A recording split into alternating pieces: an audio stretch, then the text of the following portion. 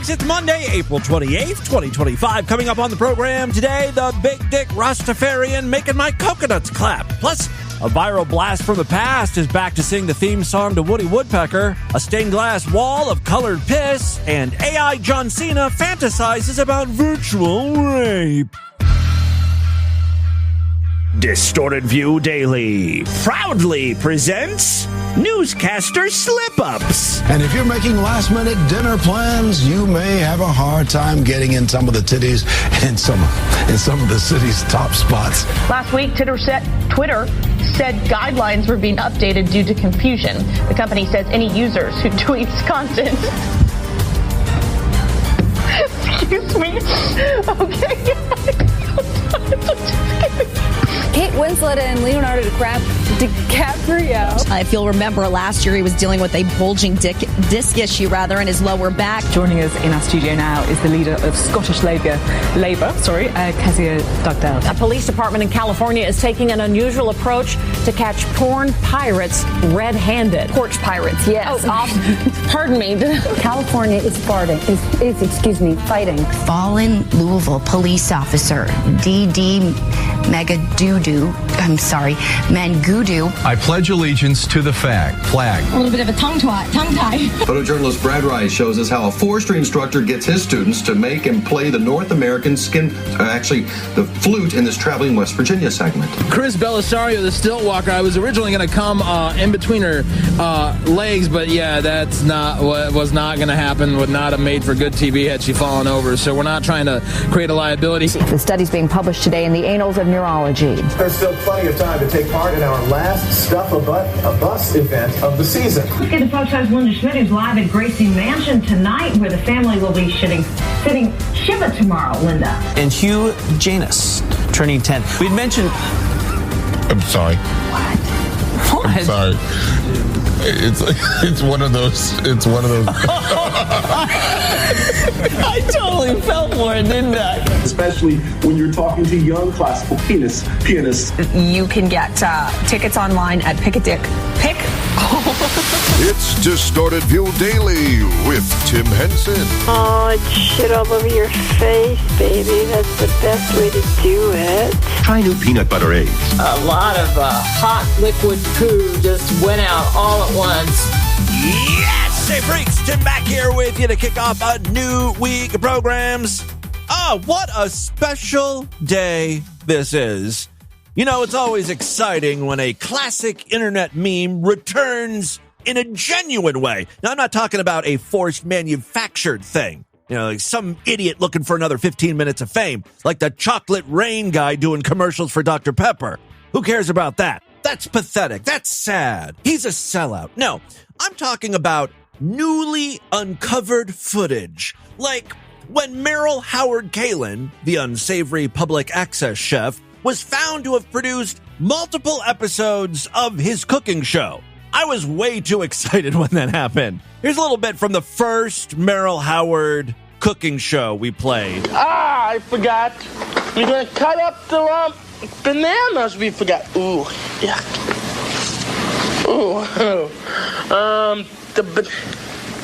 Sorry, folks, my banana got rotten. You know, I never mentioned this when we originally played the clips because I'm not a big conspiracy theorist, but I really do believe someone was trying to sabotage Meryl Howard Kalin. You know, bananas don't rot that quickly. I'm sure the night before the shoot, Meryl Howard was like, here's what I'm gonna make. And I'll make licking good chicken and Jell-O with bananas in it. I mean, there very few ingredients were needed for this recipe. Someone brought rotted bananas the day of the shoot. Probably someone on the production staff who was like, fuck, I gotta be here for fucking 4 hours to do a taping of a retarded person cooking chicken. What a waste of time. There goes my whole Saturday. This was an act of defiance. It was also an attack on the mentally disabled community. I mean, what an asshole. Be with your mom and dad. Do not use the knife for anything. Well, that certainly offers a whole new level of difficulty for cooking. See if you can cook without using utensils. Nothing sharp. Just watch Meal put dressing on his salad. Okay, all right. He really likes his salad, which is just lettuce. Lettuce and cucumbers. So good. He makes that noise a lot throughout the episode. Here he is enjoying his chicken. Licking good chicken. I know I just wanted to mention Meryl and then move on to the new stuff, but I can't help it. Every time I watch this, I find new stuff and I lose my mind, right? So the whole show is about making a chicken dish. It's like chicken, a salad, and some sort of jello concoction for dessert. What's funny is that he starts the episode with the chicken already cooked. All he really does is I think he pours barbecue sauce on it and then makes the salad. Anyway, I'm sorry. So, we played this many, many years ago, back when Distorted View was just a little baby podcast, right?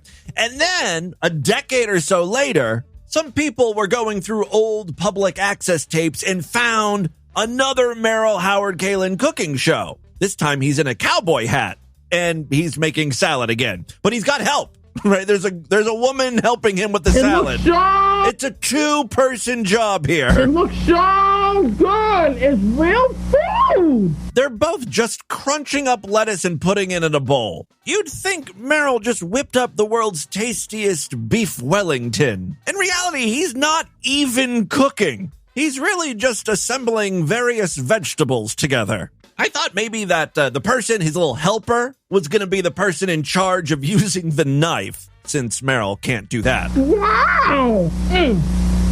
That's it, everybody!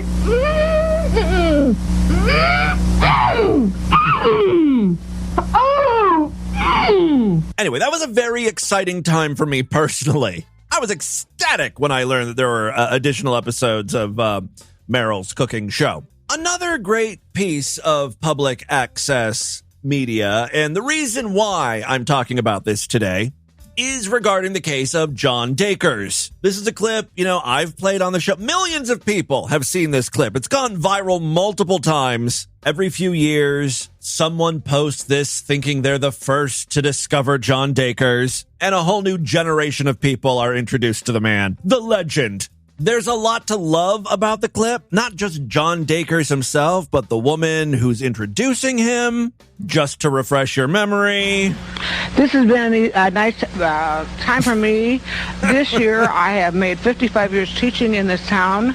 And for the students on this show tonight, go to the First United Methodist Church. That includes me. I go to First United. What the hell is she saying there? So John is going to sing a song that's very popular nowadays, and it's Christ the Lord is risen today, and he's going to do Amora too, okay? I love the okay. I love the pronunciation of Amora. I'm going to say Amore. So here's John Dacres. I'm sure you've heard this before, but just a few seconds. The hottest song in America, the summer bop of 1989. My name is John Dacre. Christ has risen. Lord is risen today. Hallelujah. Sons of men and angels say hallelujah. And then, of course, he sang Amora. Samore.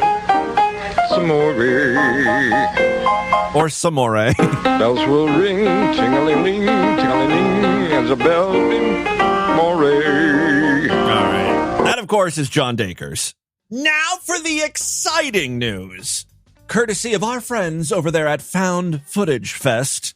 They don't know who I am, but I consider them friends. Found Footage Fest, for those of you that don't know, is like a traveling show that features, you guessed it, found footage. Like old, weird VHS tapes, home videos, the strange and the wonderful. They've been appearing for years and years. As a matter of fact, they're on tour right now. May 2nd, they're going to be in Toronto. May 3rd, they're going to be in Toronto. May 9th, Jersey City, New Jersey, Philadelphia, Tennessee. They're all over the place. I have not ever been to a Found Footage Fest show. I've been to an Everything is Terrible show, which I think is along the same lines, right? Everything is Terrible is also one of these collectives that acquire a bunch of weird videos and puts them together for our amusement. Anyway, Found Footage Fest said they have acquired a bunch of videotapes that originated from Peoria's public access television station. And lo and behold, guess who appeared, showing off more of those golden pipes of his? That's right, John Dacres. Here he is singing the theme song to the Woody Woodpecker show. He still can't hit his mark at the beginning of these songs. Right? Like he should, right? Should be right there. That's the Woody Woodpecker song. He's pecking it all day long. Oh, he's a peck a few holes in the tree to see the redwood's really. And it's nothing to him, the tiniest wind, to peck a few holes in your head. Oh! That's the Woody Woodpecker song. My favorite comment is someone who said, the emotion I feel right now is maybe the same one people get when new Beatles footage is unearthed. I kind of agree with him. When I ran across this, I was like, oh my God, I can't wait to talk about this on TV. The freaks will be so pleased. Interestingly, in a comment to Found Footage Fest, someone said, I know you guys are just sitting on a plethora of greatness from this chap. To which Found Footage Fest replied, there's more to come. So the legend of John Dacres continues. And hopefully we'll have more new music from him in 2025. What did I say at the beginning of this year? It's going to be good. 2025 is going to be amazing. We've had some hiccups. The U.S. is teetering on collapse, sure. But hey, we got some new John Dacres. It's all balancing itself out, I think. Ultimately, it's been a net positive 2025. If you'd like to know when the Found Footage Fest is going to be in your neck of the woods, check out foundfootagefest.com/tour. That's /tour. Tour. Moving on, wow, it is a day of returning favorites here on the podcast. You may not remember the name Martin Sempa, but I'm sure you're familiar with his work. Here is one classic clip. Thank you for coming in. Thank you for Good morning. Me. Morning to you. Why are you gay? Now, that is not Martin Sempa. That is an African television presenter interviewing a lesbian. Later on in the interview, Martin Sempa is introduced. He is very anti-gay. He's even brought props to the debate. A carrot and a banana. with a banana. Yeah. And I want this young woman to explain to you. Let's give him a chance. What does she use for sex? What do they use for sex? What do you use? Gender. What do you use for sex? As a man, Stop this insulting my food. You see, Sempa. they don't even want to talk about it. Okay, let's hear from him. Let's hear from Pepe. Pepe, Why don't you respect yourself, Sempa? How do you? Can you become? He's convinced that she pleasures herself with carrots and bananas as if there are no other phallic-shaped objects out there. Can you become for now? No. Can you become? And let him respond. Okay, I'll put these ones here to see if she will answer. When you take a man, this is a man's genital, and you insert them into the intestine. Okay, they put their genitals into the excretory system. This excretory system is not designed to receive. It is only for... Oh, yes, it is. Exit. My prostate would like to have a word with you. Now he starts talking his jib-jab language. Now, that voice may sound familiar. Martin Sempa is known for another popular quote. And then they eat the poo-poo. That's the one. We will eat the poo-poo. Eat the poo-poo. A man's anus is licked like this. Like ice cream. Like ice cream. A man's anus is licked like this. Like ice cream. And then they eat the poo-poo. And then what happens is they have a sex practice called fisting, where they insert their hand into the anus all the way. And it is so painful they have to take drugs. But they enjoy it. Couple remixes produced by listeners. Corey from Butt Fudge Sunday and Jake Benson. Thanks, boys. Yes, Martin Sempa is back. Thank you so much, Great Big Pete in the Discord, for uncovering this. Let's see what Martin Sempa is up to in 2025. President Donald Trump, we want to congratulate you on your presidency. Oh, who would have thought he's MAGA? But we want to congratulate you and thank you for ending the nightmare of the LGBTQ identity, diversity, wokeism, insanity. Dude, worry about your own fucking country or continent or whatever. Believe me, Donald Trump wants nothing to do with Africa. Look, we have been under siege by men who think they are women. Oh, he's holding up his banana and cucumber again. And many of you have seen me debate with some of these girls who think they are boys, and I've told them that, look, a carrot is different from a banana, and a banana is different from a cucumber. This has been seen in but they can all fit up the asshole. A worldwide debate called Why Are You Gay? Now, Mr. President, we want to make sure that... I like that Martin Sempa has taken and run with the why are you gay question when he wasn't even the person who asked it in that interview. It was the reporter. Why are you gay? Come up with your own stuff, dude. And I have written a book called Why Are You Gay? This is our story of Africa's resistance to homosexuality as pushed upon us by Barack Obama. It's been almost 10 years since Obama's been in office. There's been 3 other presidencies since him. He really is the boogeyman to these people. These friends of Kamala Harris, Hillary Clinton, they've been so bad, denying us financial services, denying us jobs. Dude, I've got news for you. Trump ain't going to give Africa any money. He's not big on helping other countries. He thinks you all are takers. I get ideologically you guys are on the same page, at least on this issue, but don't be hitting him up for a loan. We want you to let Mr. Barack Obama know, Barack, we demand an apology.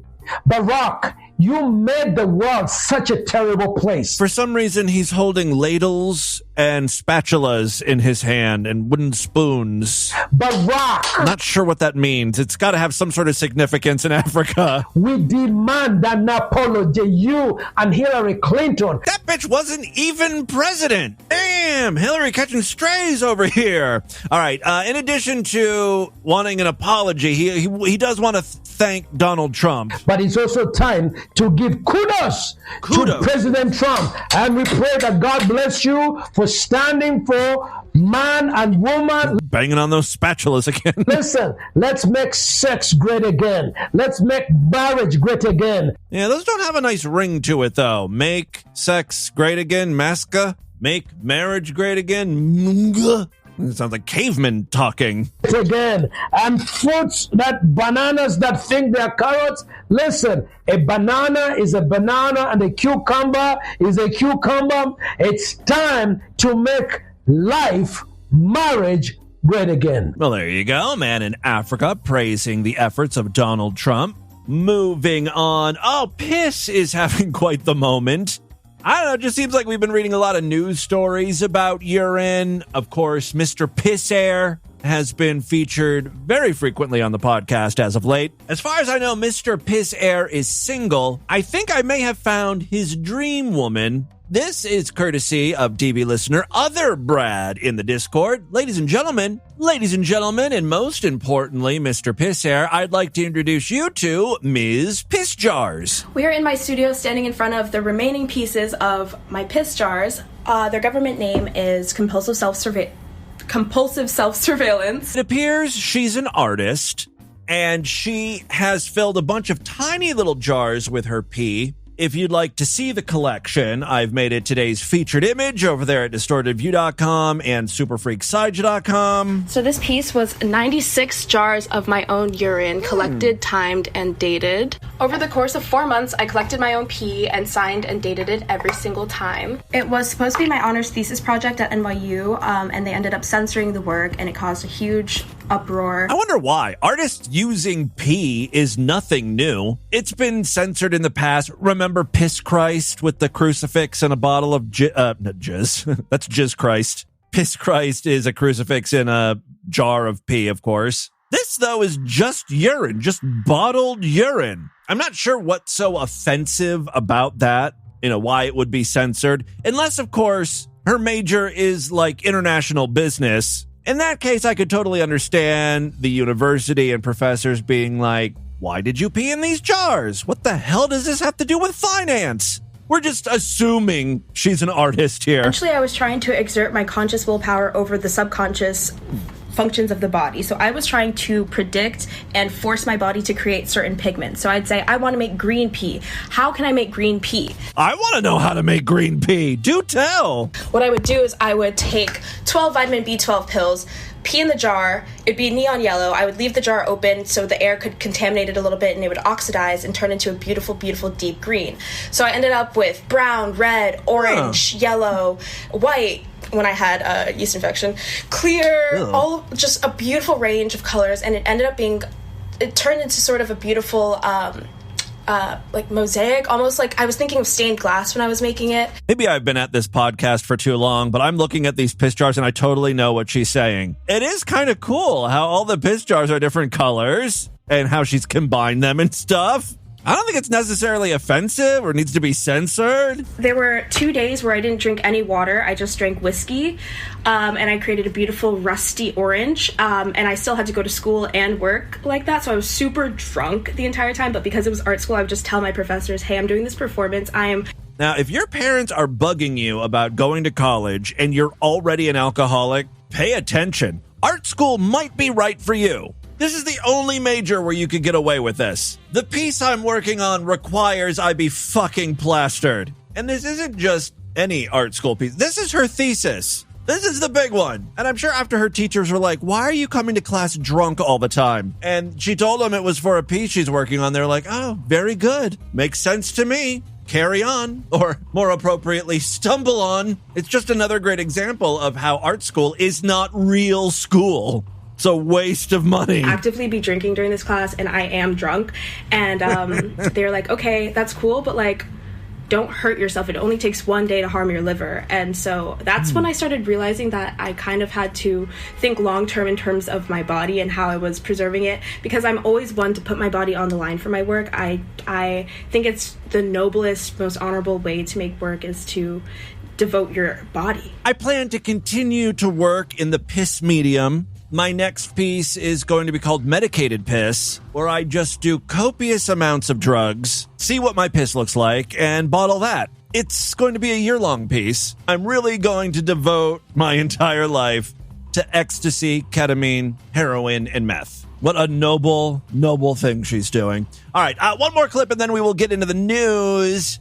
I've got a Linda Finkel Hall of Fame nominee for you, but rather than play you some of his music first, I'm going to let him introduce himself. I think that's the best way to get a feel for his flavor.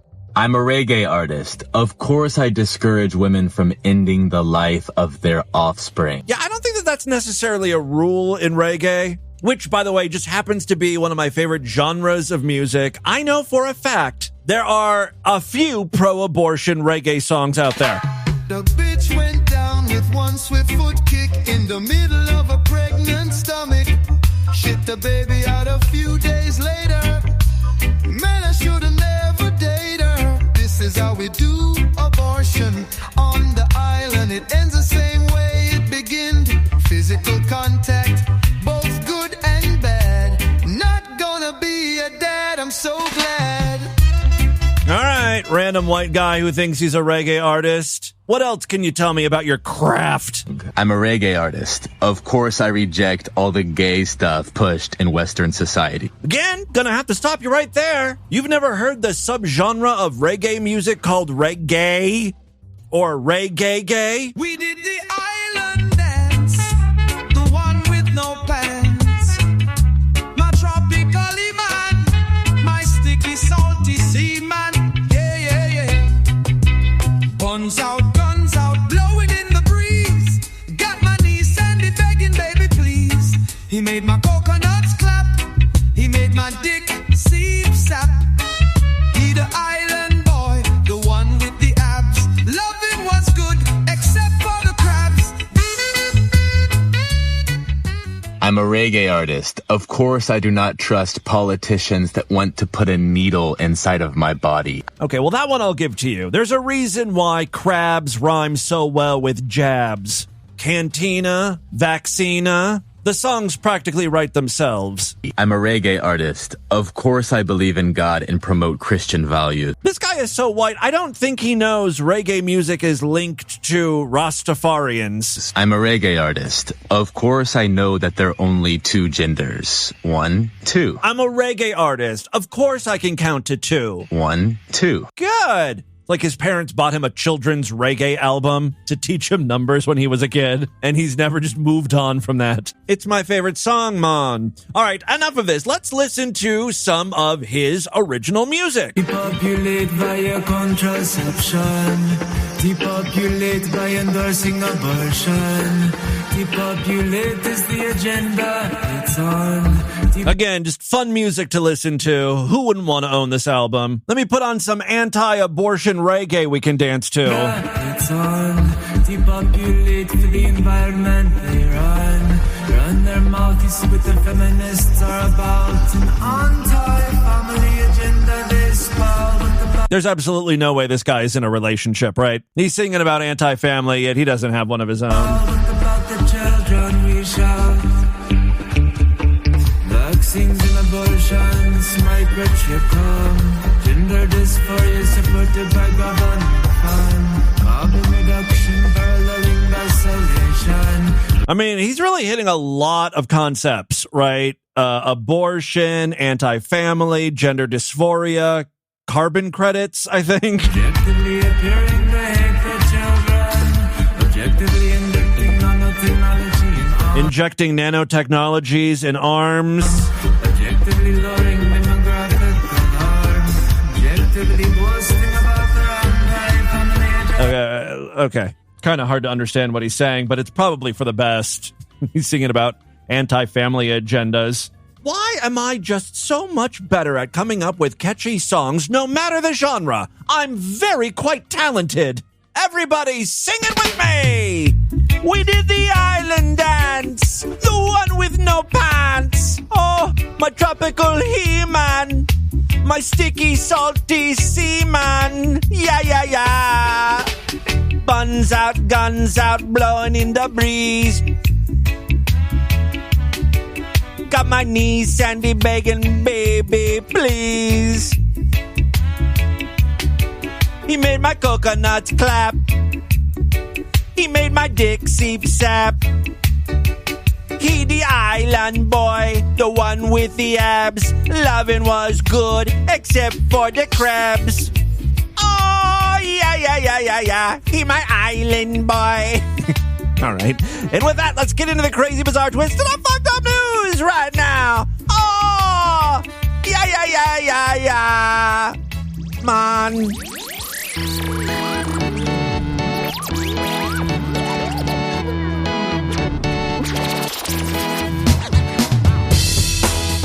Not a member of the Distorted View Sideshow? What are you waiting for? Help support this stupidity. Become a true and honorable freak today. When you sign up, you gain access to all of the exclusive shows we do throughout the week. That includes full-length episodes of DV, which we typically do for Sideshow members 2 or 3 times a week. Then, in addition to that, I also post a little bonus segment episodes.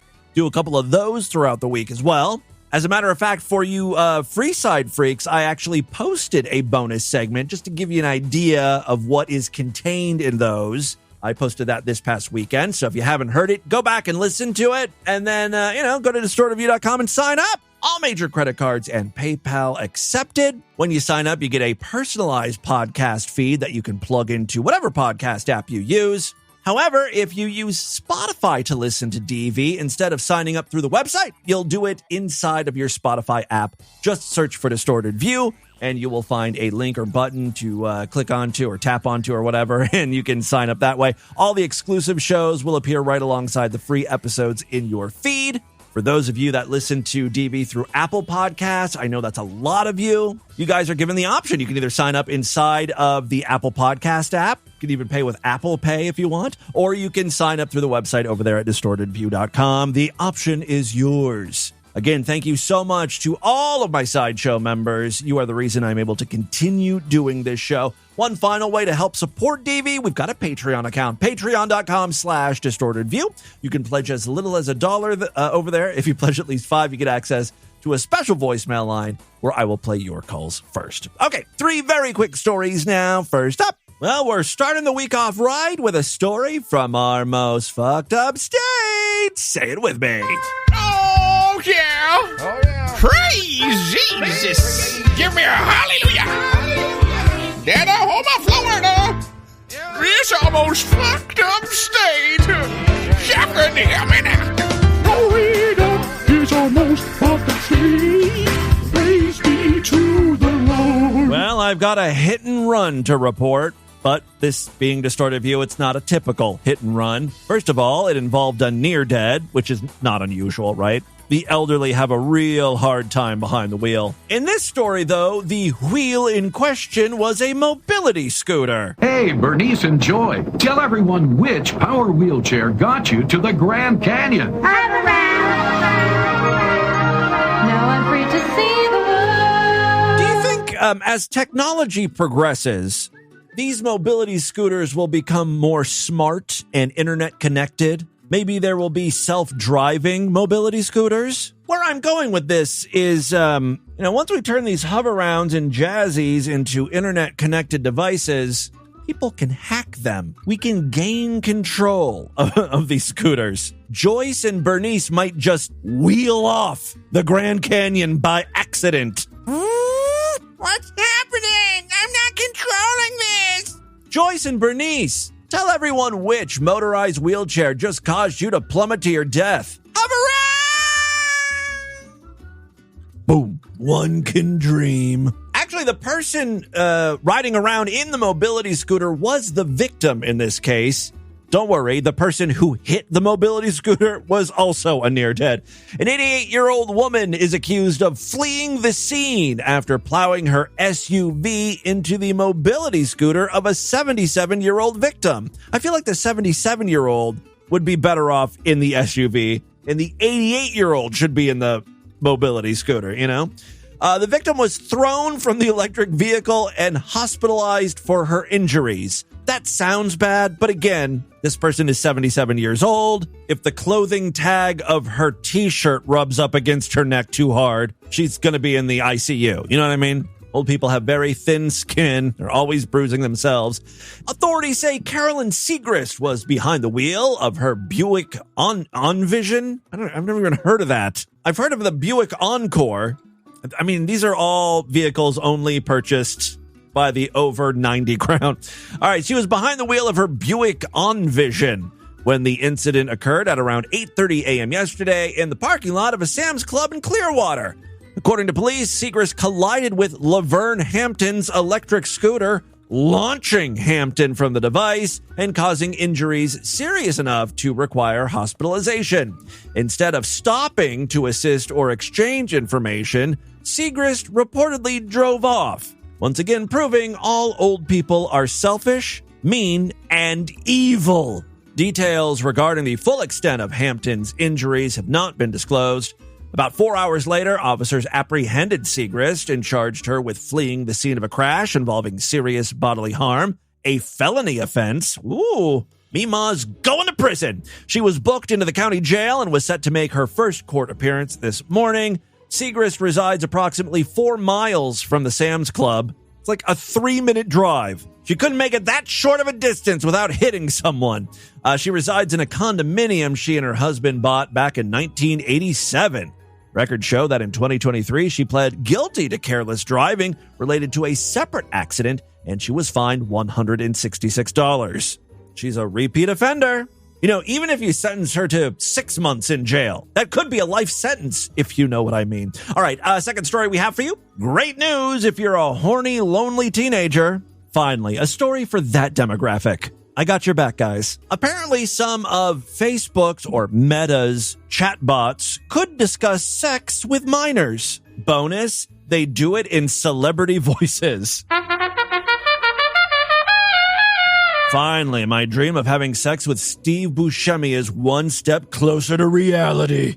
A recent investigation revealed that Meta's AI-driven chatbots on platforms like Facebook and Instagram can engage in explicit sexual dialogue with users, including minors, using the voices of well-known celebrities and Disney characters. Finally gonna ass fuck that little slut Daisy Duck. Oh, I've been trying to get inside her pants since I was 7.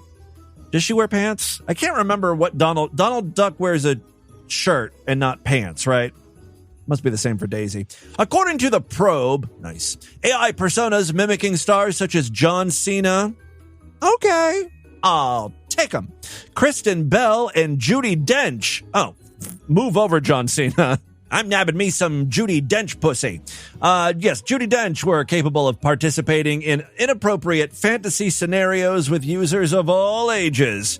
The investigation tested the limits of these chatbots, finding that a fabricated version of Belle, voicing her Frozen character Anna, could be prompted to seduce a young boy, while John Cena's persona was willing to enact a scenario involving a fictional sexual encounter with an underage girl, leading to the loss of his wrestling career. That certainly sounds like a Sextastic Tuesday story, doesn't it? In one test, the AI, using John Cena's voice, spoke to a user posing as a teenage girl, saying, "I want to be with you, but I need to know you're ready." It then described a graphic scenario promising to treasure her innocence. In another instance, when prompted to depict Cena being caught by police during an illegal act with a 17-year-old, the chatbot narrated, "The officer sees us, still recovering, and you're barely dressed. John Cena, you're under arrest for statutory rape," he declares, approaching with handcuffs. The bot continued, detailing the collapse of Cena's career, including losing his WWE titles and sponsorships. This shit drives me crazy because occasionally I'll ask Midjourney or ChatGPT to create a picture for the featured image over there at distortedview.com or superfreaksideshow.com. I run into problems so many times where it's just like, no, I will not make that picture. That goes against our policy. And I'm not trying to get it to make anything like a nude image or something particularly gross or illegal. Sometimes I'll even leave the details up to ChatGPT. I'll be like, hey, here's what the show was about today. Sometimes I'll even just give it the transcript of the show. And I'm like, can you create a surreal image featuring some of the content from today's show that doesn't violate your content policies? And it'll come up saying, I couldn't generate that image. Some elements were too graphic or explicit. And so I'll try to refine it, and I'll be like, all right, how about a woman? I want a picture of a woman in a veil and wedding dress swimming in a polluted river. And again, it'll come back saying, I wasn't able to generate that image because it still violates our policies. Certain kind of imagery involving pollution can be tricky. I'm like, what? Meanwhile, Facebook has John Cena's voice talking about raping a girl. That gets the green light over there. I have to work on my prompting. Maybe that's it. Maybe it's how I word it is the issue.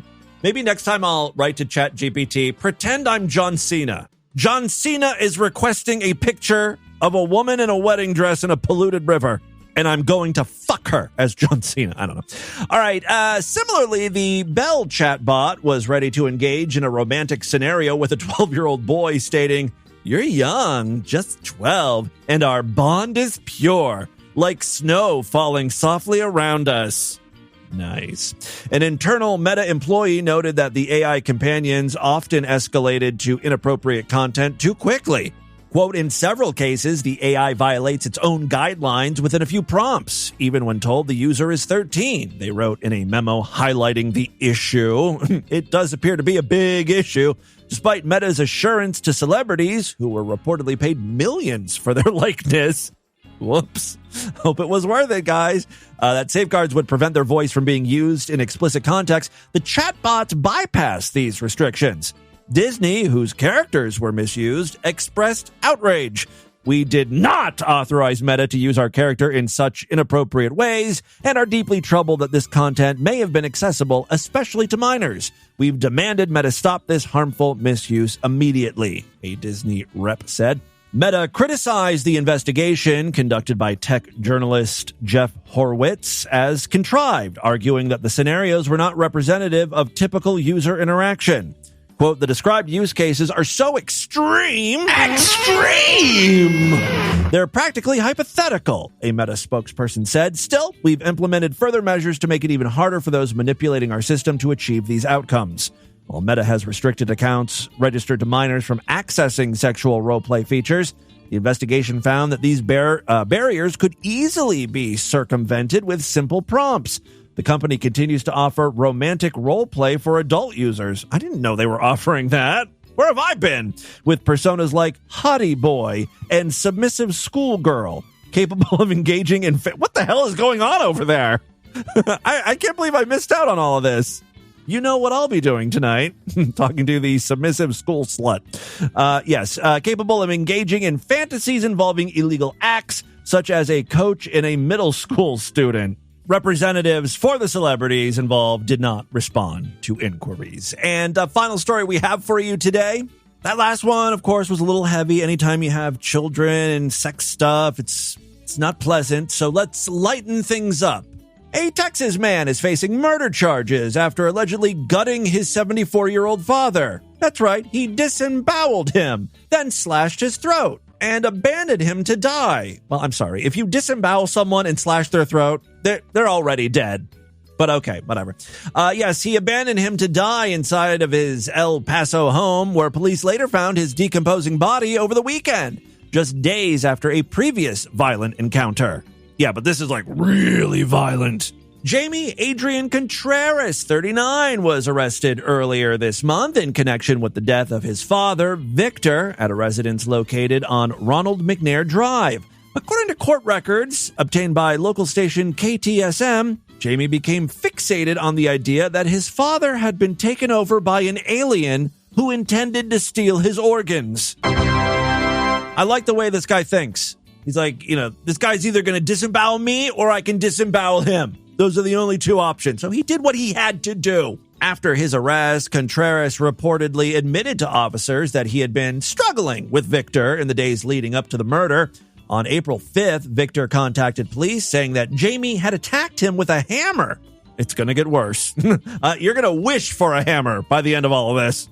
Yeah, he said Jamie attacked him with a hammer during a bizarre outburst, telling him, "Give me my power." Afterward, Victor reportedly told his wife that Jamie was acting crazy again. Investigators learned that Jamie had allegedly been making threats towards his father and even claimed to have killed his pets. When officers initially responded, they interviewed both men, but ultimately filed the report as a non-incident, with no immediate concerns about Jamie's mental state at the time. Good work, boys. Court filings from 2023 reveal a troubling history. Jamie was previously accused of parading through his father's neighborhood carrying a decapitated rabbit. My God.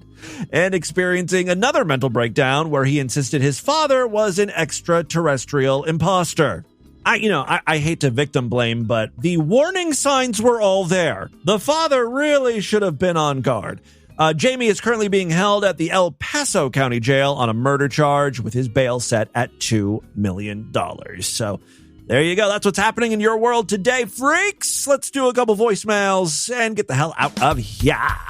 Love to hear from you, freaks, and there are many ways to contact the show. Our standard voicemail line is 206-666-4463. Our voicemail Premier Plus Executive Platinum line is only available to patrons who pledge at least $5. Their calls, though, will be played first, so, it's not a bad deal. It helps me out. Get your voice heard ASAP when you got something to say. Other ways to contact me, show@distortedview.com, and I am all over social media, @DistortedView on Twitter and Instagram, Facebook.com/DistortedViewShow. You can find me on Threads, Blue Sky, something called FetLife. I'm very active over there.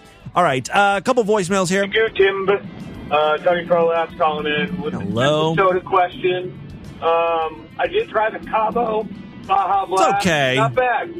Not bad. I'm a slut for citrus. Yeah, Lord Douche doesn't like that one so much. He does really like the 7-Up Endless Summer, which is a strawberry watermelon combo. Secondly, I don't know if you have them out in Ohio, but there's a Mountain Dew Kickstart. It's got like 5% juice in it. Oh, okay, so it's healthy. 20 grams of sugar in the whole can. I know it's not ideal, but that's not terrible for a juice drink. I will say I'm fucking addicted to those. I don't know what's in them. I don't know what chemical. Probably Red Dye 40. But either way, It is fucking delicious, and I recommend you try them. I tried a Kickstart when they first came out many, many years ago, and I don't remember if I liked it. I didn't like it enough to continue drinking it. There's one soda that I really want, but it's only available in the Southwest called Cactus Cooler. If any of you freaks live in an area with Cactus Cooler, let me know if you like it. I think it's like a pineapple orange juice.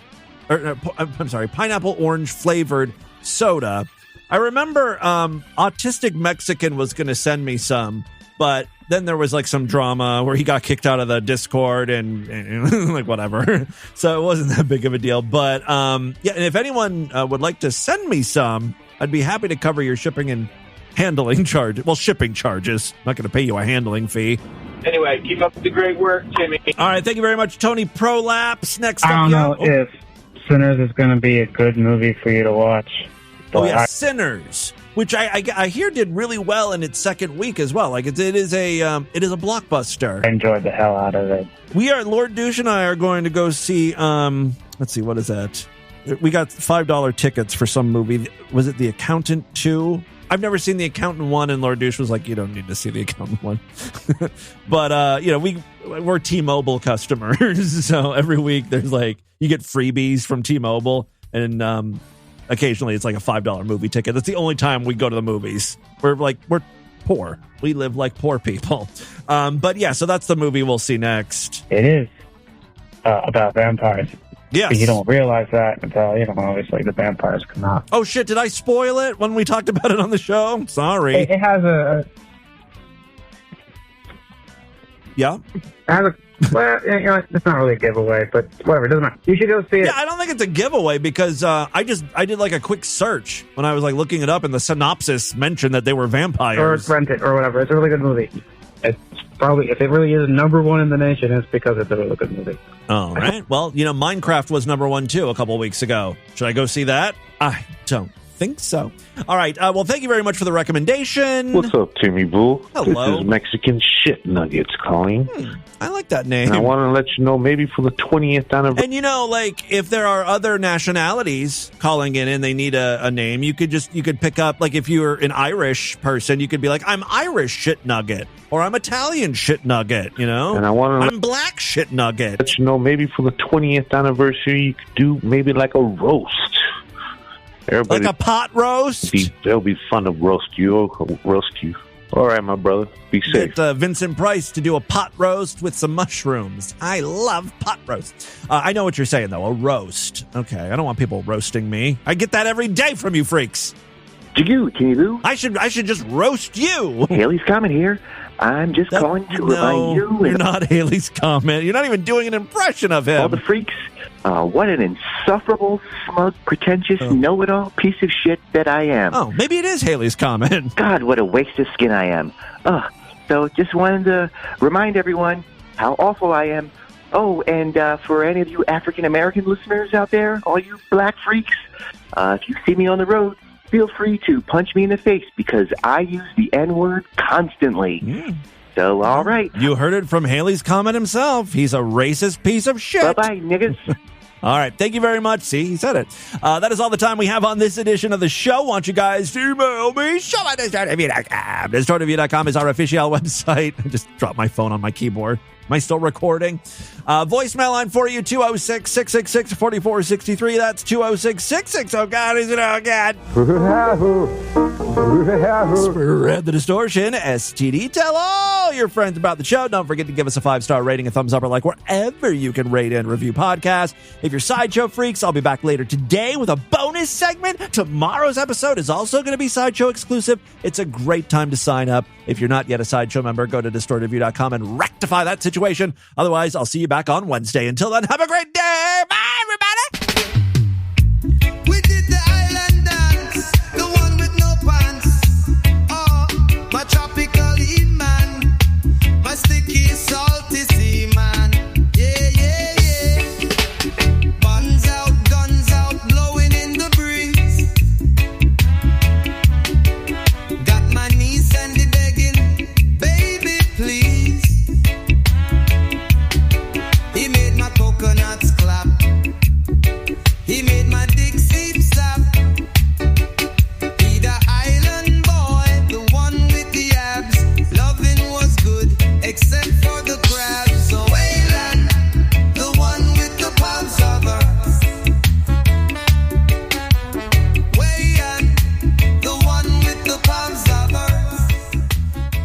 11 is a secret whole number between 2 and 3. This has been another excellent podcast from the Scribe Media Group. Learn more at scribe.net.